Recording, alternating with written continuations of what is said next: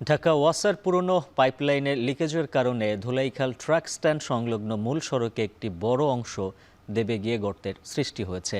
এই গর্ত ভরাট ও রাস্তা সংস্কারে কাজ করছে ঢাকা দক্ষিণ সিটি কর্পোরেশন।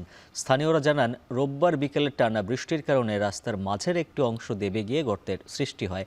পরে পুলিশ ঘটনাস্থলে গিয়ে যান চলাচল নিয়ন্ত্রণে আনে এবং রাস্তাটি বন্ধ করে দেয়।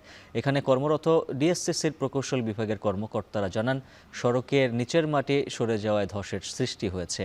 ওয়াসার ২০ বা ৩০ বছরের পুরনো পানির পাইপে দীর্ঘদিনের লিকেজের কারণে মাটি ক্ষয় হয়ে নিচে ফাঁপা জায়গা সৃষ্টি হওয়ায় এই গর্তের সৃষ্টি হয়েছে। তারা আরও জানান, মূল মেরামতের কাজ শেষ হতে আরও অন্তত ২ থেকে ৩ দিন লাগবে। এছাড়া কংক্রিটের ঢালাইয়ে পুরো কাজ শেষ করে চলাচলের উপযোগী করতে আরও ১০ দিন সময় লাগতে পারে।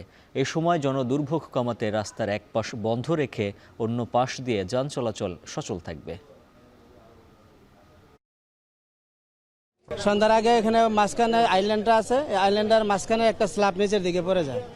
পড়ে যাওয়ার পরে মানুষের এখানে টের পায় যে এখানে কি পড়লো, দৌড়ে আসে দেখে যে মাঝখান থেকে মাটি সরে গেছে। সরে যাওয়ার পরে যখন পানির স্রোত, তখন মানুষ এই পানি দেখা মানে হাউকাউ করতেছে যে এত পানি আর এত স্রোত।